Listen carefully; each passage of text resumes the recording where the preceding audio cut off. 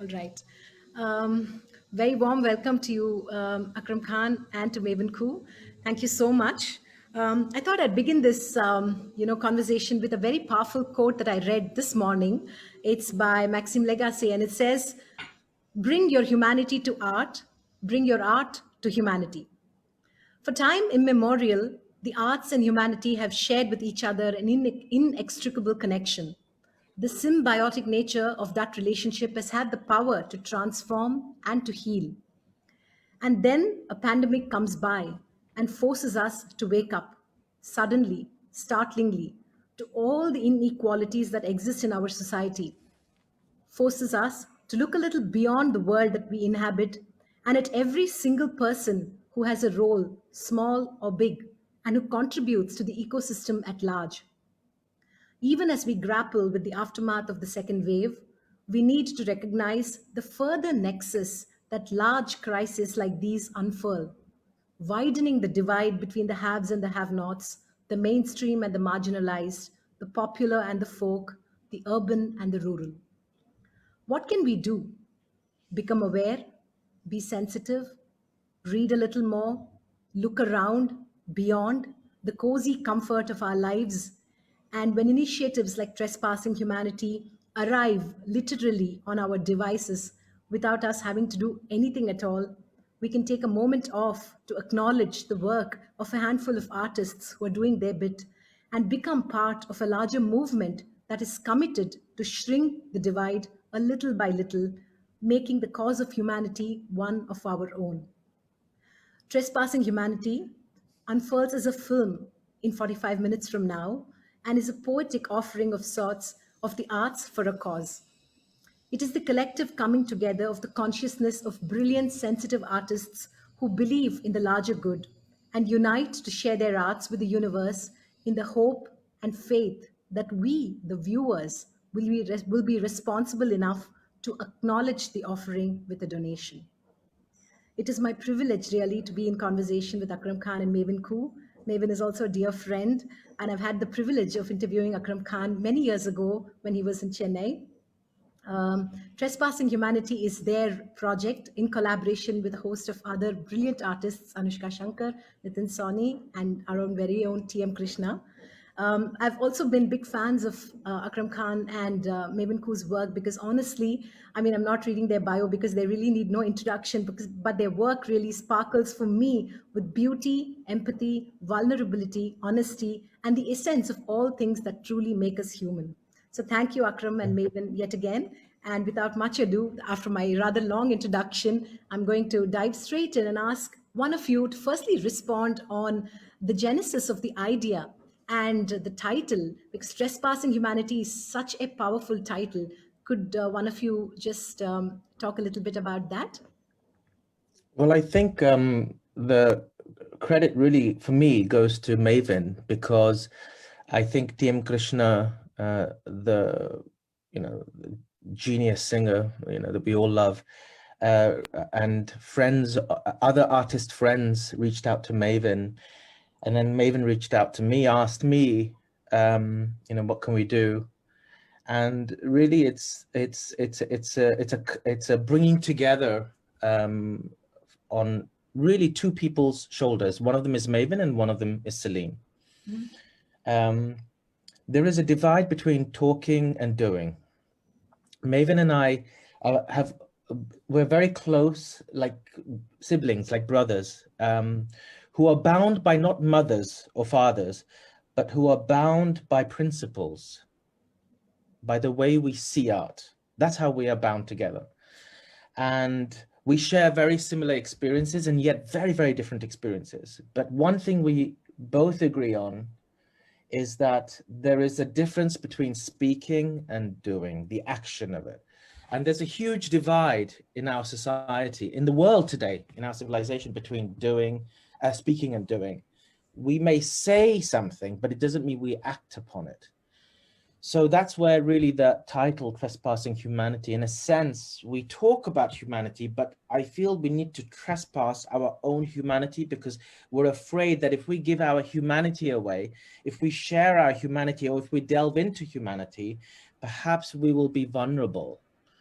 but my mother always told me that in vulnerability lies your greatest strength, one's greatest strength.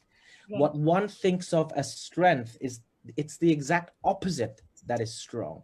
And I saw that between my mother and my father. My father was always an extrovert. My mother was an introvert.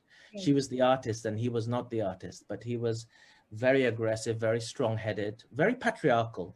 Hmm. And my mother was quiet, listening. You know, another word, if you change the word listen, which is a pandemic in itself because we've lost the art of listening.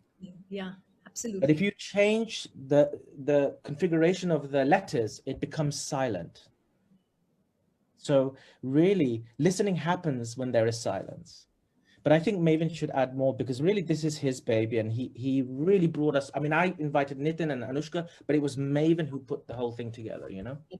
Maven, would you like to? Yeah, I mean, Akila, I think, in that period in May, particularly, I think, it was just one thing after the other, wasn't it? And I remember there was a weekend where in one weekend, I knew 15 musicians who had lost someone, Yeah. And it was just impossible for me to sit in this space of privilege that I sit in. I think that weekend also, I had an incident where I changed the date of my first vaccination about 3 times in order to suit my schedule. And I just thought to myself, my God, what a place of privilege to be in, to be able to do this.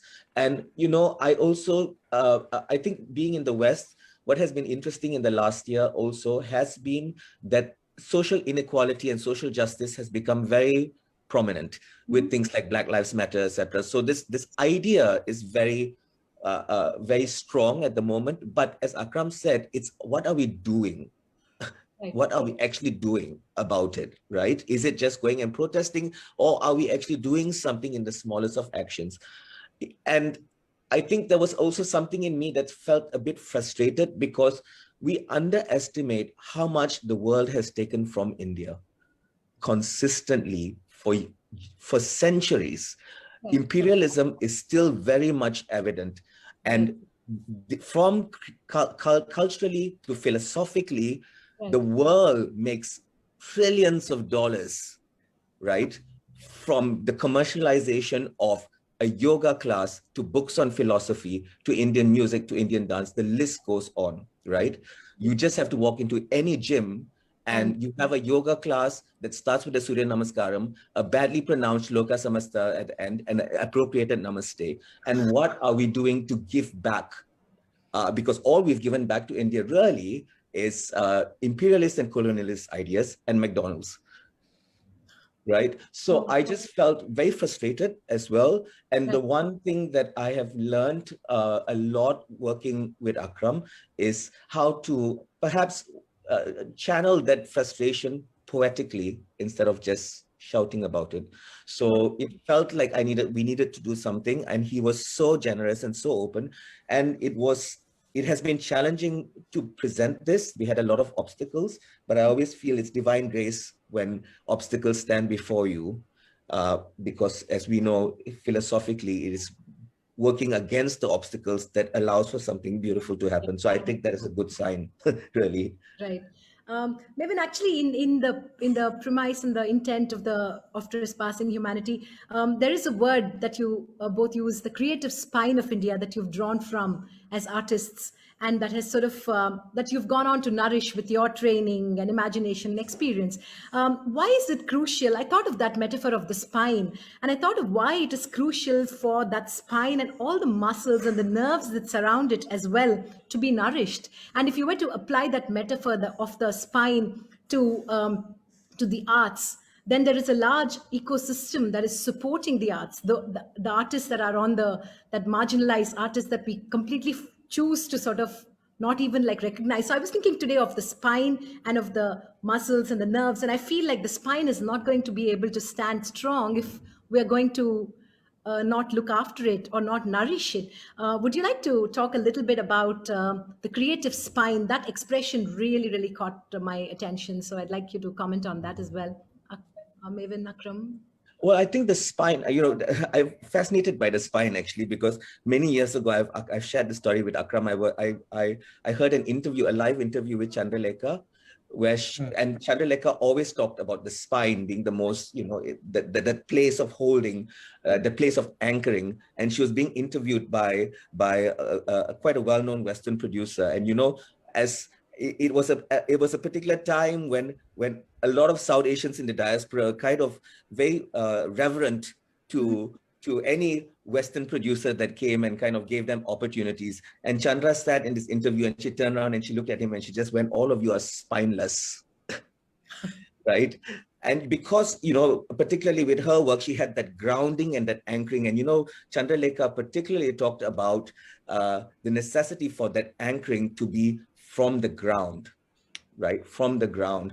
And I think it's so important for us to recognize that when we talk about artists, for example, and that's why what TM is doing is fantastic, is that, Bharatanatyam did not start in Music Academy. Kathak didn't start in the Kamani Auditorium. The roots of it is from the villages, the temples of those districts and the courts of those districts and the Gotipua villages outside of Bhubaneswar. And we forget as the sophistication of performing arts has taken over and theaters have become, and touring artists, we're not talking about touring artists here. We're talking about literally the man in the temple in a corner of Madurai who for generations has been going every morning and playing the Nadaswaram at 4 a.m. Right. And no one thinks of him. And we have drawn so much from those traditions. What we do today on those main stages, the canon are from those communities. And Mavin, I was going to just add that they're not always forgotten. Sometimes they're edited and omitted out of our history intentionally by other artists. And that's a really big thing you're saying about how we were inspired. If you go back generations from and still inspired from those artists who are marginalized and who are forgotten, but they're not just forgotten, they are edited out of history. Yeah. Right. Mavin, Akram, would you like to, talk of any particular personal stories from your interactions, if any, that you've had with, artists from, from marginalized communities? Like, do you have any stories that you could share that have sort of, left a mark? And especially when you were working on this project, did it sort of come back to you, if you have any?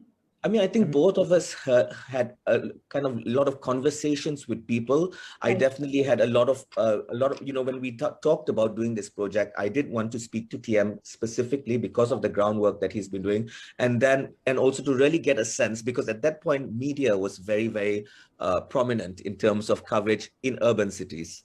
Right. So I really wanted to get a real sense from TM in terms of what was happening, which he gave me. And then, of course, there were a lot of personal stories that kept coming my way. I was sharing with Akram a very sad story of a particular musician, a temple musician, who lost his life and his 2 sons to COVID, leaving, of course, the wife and 2 daughters, And also, at one point, I'd heard about some problems that were happening in Orissa. We don't think of that as well. So there were lots of personal stories that were coming across, and they were personal. And I think that's very important. They were really about personal lives and personal stories that were really affected us, actually. Yeah. Yeah. I was also thinking about how, for us, like urbanites, right, the pandemic perhaps gave us a mild clue. I was thinking of what it is to be locked in. And we sort of negotiated our way and found our little voices through our digital devices. It was, I felt, a small sample of how perhaps marginalized communities have felt forever, right? Boxed in, locked away, silent, voices never heard. What is your take on that metaphor of sort of being, locked in? Like, I think one has to be careful with whose lens are we seeing?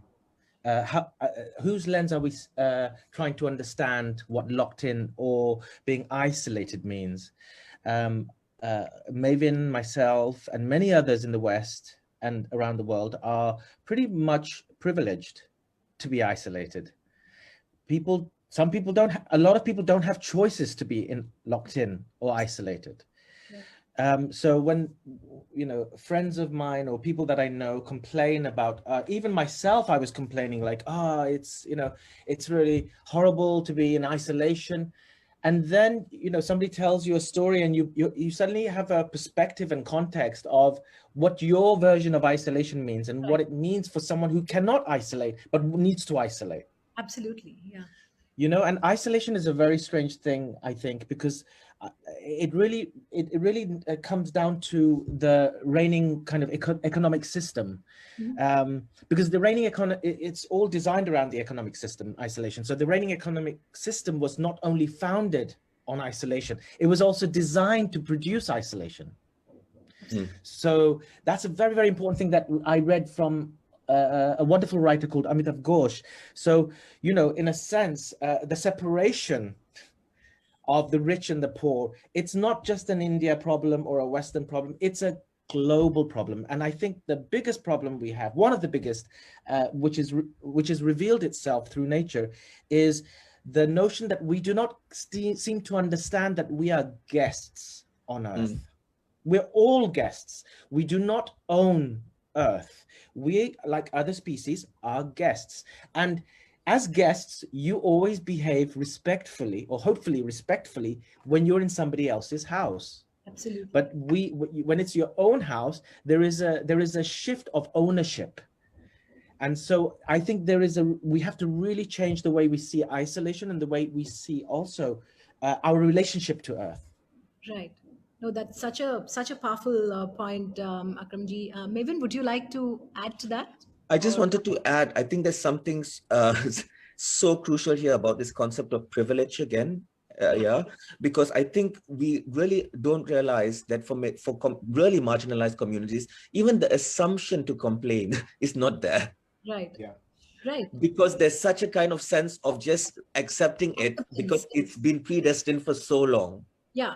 You know, and when we break it down, I was talking to a doctor yesterday, actually, who was complaining about people he knew who were anti-vax, didn't believe in the vaccination. Right. And I was saying, when I'm talking about the communities that we're trying to support here, the idea to even have the privilege to say, I don't believe in vaccines is not there.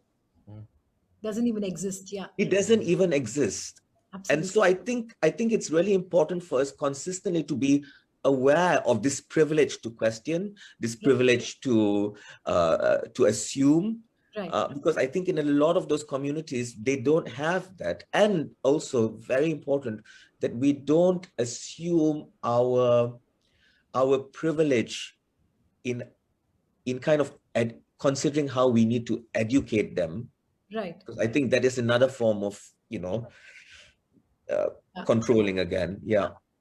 Absolutely. I want to ask you also a little bit about, would you believe, obviously you do, but I'd like for you to reiterate, the ability of the arts to alleviate humanity and human suffering.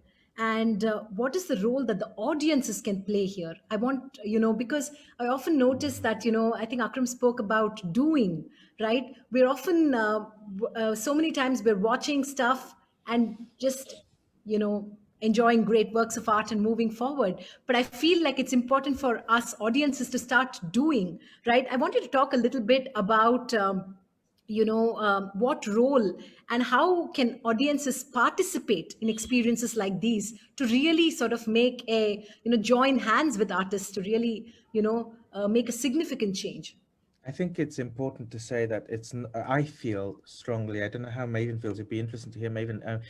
For me, it's not an artist's responsibility to carry the burden of the failures of politicians. Right. We cannot make the difference that politicians can. We can only suggest. Artists to suggest. It is not to dictate. It is a way of proposing possibilities. Have you seen it through this lens? Have you seen it through another lens? That's it. And the lens that you see is still very minimal. It is from a very particular artistic person's lens. Yeah, but it's the importance of Mavin and so many artists in the world, that those lenses are observed. Because what's interesting about artists, this is where artists play a big role, is that they see the world and how we belong in it in a slightly different way to how politicians see the world. And the way politicians see the world is very visible. So it is factual based. Mhm. And the way artists see the world is invisible based. It is belief in the thing that you cannot see, but you can feel. Beautiful. Yeah. Maven? Absolutely. I think I completely agree with Akram. And in fact, I was going to say something similar, in that I think what the artist provides is the ability for an articulation that is consistently nuanced Right. and that is not black and white. Right. Right. And I think that is the danger of the contemporary culture that we're coming in terms of this infringement of systems that are black and white, so that things are more quickly produced, and it's just more clear for systems to run. But Right. actually what we provide is the idea of possibilities. Right. Absolutely. I just want to, ask you one last question, because we're almost close to 30 minutes. So I want to ask you a little bit about the artistic choices that you made in terms of what went into the film, and also the process of collaborating with artists like Anushka, TM, Nitin. Could you just talk a little bit about, what has gone into the film itself? So more It's people actually, make a donation and get the link to watch the film. I think Akila, it's very important. That's your name, Akila, right? That's right. That's so wonderful. I didn't know, because Maven, we kept saying Akila, and I was like, oh my God, that's the very character we're working with in Jungle Book. Yeah, Oh, So anyway, what's important to say about the film is that it's a very honest process. It's a very honest response. What I mean by that, it's not overproduced. It's done in the moment. Mavin and I thought of Anushka Shankar and Nitin Soni. We didn't know if they were free or busy. We would have loved to have more artists, but this was what was available in such a short time. And we both have a strong connection with Nitin and Anushka, either in artistic capacity or just as a human capacity. TM Krishna was already on board because of Mavin. And so that relationship was very, very important. But really, it's not just the artists, it's the coming together of all the people around who put this together. Celine, the AKC staff, there were technicians, which was very moving. They did it for free. There were technicians who came from other companies, ENB. There was a DOP that we worked with, who's a phenomenally famous DOP, director of photography. And we just worked, Maven and I just got to know him on a film that we just did with Asif Kabadi, and he came to support it. We reached out to him and he said, absolutely, I've got free days. I'm going to come. Don't worry about the money. We'll do this. And all the Maven can talk more, like, the cooking of, I think Maven cooked, Celine cooked. It was just a coming together of people, really. And it was not about the artistic integrity was not the priority of how is this film going to look. That's because there's a certain ego about that. Absolutely. And really it was about, Maven kept reminding us, it's about the coming together. It's about getting this out and making sure we can raise money. That's it. Raise money. That's what we need to do. Raise money. Forget about if I make a name or if I look bad in the work. It was about raising money so it can actually, that money can actually act. It can have an effect on people's lives. Maven, please. Absolutely. I just want to add that I think it's a film where I think you will, because I've watched the film now. It's an experience of kindness. That's what we really felt, the kindness of people coming together, many of whom had no relationship to India, actually, who came to help us. Absolutely. Yeah. And so there was such kindness in it. And just to finish off about the letting go of ego, that Akram said, which I always learn from him. It's always wonderful to be with him. I'll share this with the audience. I've just got back into training recently, proper training, like 2 weeks ago or 3 weeks ago. Right. My body is not where it needs to be. So, with Bharatanatyam, of course, being bare body, I was like, oh my God, my body is not back. How am I going to camera boots on, all this kind of stuff. So I had very cleverly devised an idea of wearing a fresh garland flowers because I do something on Krishna and I read on Srimad Bhagavatam about this idea of the flowers. I was about to take the flowers and place it to cover myself basically. And I looked at Akram and I said, oh, shall I? And he said, absolutely not. And then he said to me, it's so important to trust the beauty of your body now and the honesty of what it is. Wow. So that confrontation of constant ego as well for all of us, and to let go of it and to actually have an action in terms of doing it. Right. Absolutely. I mean, there are so many beautiful words that I'm taking back from this conversation, but I think striking among them is the idea of empathy, of kindness, like Akram used, also vulnerability, right? What you just talked about, Mavin. And I think that if and the importance of audiences to participate in this whole experience, and like Akram rightly said, it is not the responsibility of an artist alone to be able to move and to make this happen, but it definitely, like art, opens up these possibilities for us to recognize the inequalities and see what we can do as responsible citizens to contribute to that change. Thank you so much, Akram Khan and Mavin Khoo, for coming, accepting our invitation and talking to us. I do hope we're going to be sharing a lot of excerpts from the film as well, so more people go and donate and watch this film. Thank you so much. Is there anything else that you would like to add to sign off? No, Just as much support, everyone. The more money we can raise, the better, really. But thank you, Akila, also for having Akram and myself. Thank you very much. Thank you so thank much. you. Thank Thank you you, very much. Celine, Hannah, and my team, Nilabo and Suprita, who helped me. Thank you, everybody. And thank you to everyone who watched. Stay safe. The pandemic isn't over yet. And let's be responsible and try to do whatever best we can. Thank you. Bye bye. Have a good evening, everyone. Good day.